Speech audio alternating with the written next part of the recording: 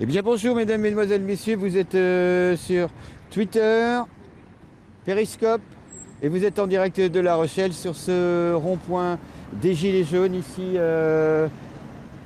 Effectivement, pour ceux qui connaissent bien La Rochelle, c'est le fameux rond-point qui nous emmène au chemin des remparts. Vous avez d'un côté la piscine et puis de l'autre, eh bien, vous pourriez partir vers le boulevard Sautel. Comme tous les samedis, eh bien, les Gilets jaunes de La Rochelle vous accueillent, vous attendent, vous expliquent surtout eh bien, ce qui se passe. N'oubliez pas de klaxonner, voilà, vous venez de l'entendre. Voilà, bonjour, je peux vous demander votre Bonjour. prénom. Daniel. Daniel, qu'est-ce que vous faites là exactement? Alors depuis maintenant, depuis le printemps dernier, on occupe ce rond-point parce que on n'avait plus assez de gens pour aller manifester en ville, malheureusement. Donc là, on occupe ce rond-point, on met nos revendications. euh, on est toléré pour l'instant. C'est ce que j'allais vous demander. Voilà, pas de souci, vous êtes, pour l'instant, on est toléré parce qu'il n'y a pas de blocage. C'est la seule condition, c'est qu'on ne bloque pas. Donc il n'y a pas de blocage parce qu'il y a les feux, ça nous permet justement de tracter, de pouvoir discuter. On invite les gens d'ailleurs à venir prendre un café ou autre avec nous, Est-ce que nous les gens rencontrer. viennent vous voir? Est-ce qu'ils sont toujours Certains solidaires? sont venus, oui. Oui. On a eu aussi des personnes qui sont passées, qui nous ont demandé si on avait besoin de quelque chose. Ou... On a un soutien quand même des gens. Les gens en passant aussi klaxonnent, souvent.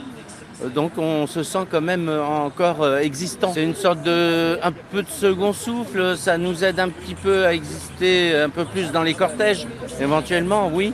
Mais autrement, nos revendications restent les mêmes, hein, c'est-à-dire on a toujours le frigo qui est vide le 15 du mois. On s'aperçoit que le carburant est à nouveau même plus cher qu'avant. Et on se demande pourquoi il y a une telle apathie parmi le peuple, les gens, quoi. Parce que franchement, là, on se pose la question. On pourrait penser justement que tous ces mouvements qui se sont mis en branle, avec leur spécificité, moi, je dis que c'est la même chose que les Gilets jaunes, tout compte fait. Parce que on est tous dans la lutte, une lutte qui est une lutte sociale finalement. Oui, vous êtes les précurseurs. De toute façon, Et donc voilà, donc nous, on milite pour le général et les autres font sur des points précis en réalité. Oui. Mais ça ne fait que nous conforter dans notre action et notre envie d'agir. On est dans un système qui ne nous convient pas, où le peuple n'est plus écouté du tout. Regardez, même les corps constitués, même les entre guillemets partenaires sociaux ne sont même plus des partenaires. Non. Voilà, donc on voit très bien ce qui se passe. On est avec une sorte de monarchie républicaine qui est très très au-dessus de tout le monde, qui va au théâtre, qui voilà, oui, et qui se moque un petit peu de tout le monde finalement. Et puis dans son discours nous prend de haut et nous dit de toute façon on s'en fiche de ce que vous dites. C'est toujours la même personne qui a dit qu'il y avait des gens qui n'étaient rien. Donc voilà, c'est à ce niveau-là qu'il y a un gros problème. Comme vous dites, à partir de 1800 euros par mois, on a encore le frigo qui est plein. Et on a peur d'être déclassé. Donc on bouge pas trop, ou alors on est un petit peu inconscient de ce qui se passe en réalité.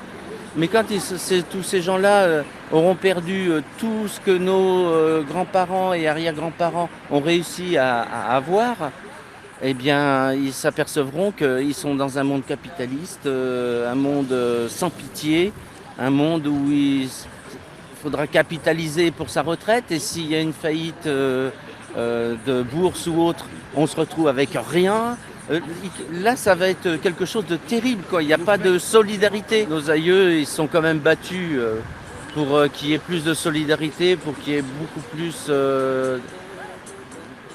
d'empathie les uns envers les autres. Et on tombe dans un monde qui est égoïste et puis ça va mal tourner, quoi. Et les nouvelles générations sont, elles, plus axées sur les nouvelles technologies et l'intelligence artificielle et la 5G et tous ces trucs qui sont finalement, c'est pas ça la vie. La vraie vie, c'est le partage. Ouais.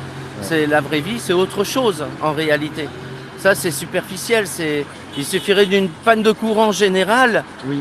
Mais ce serait la misère pour ces gens-là. Nous sommes là tous les samedis. Tous les samedis, effectivement. Voilà. Toujours fidèle au poste et essayer de réveiller le peuple.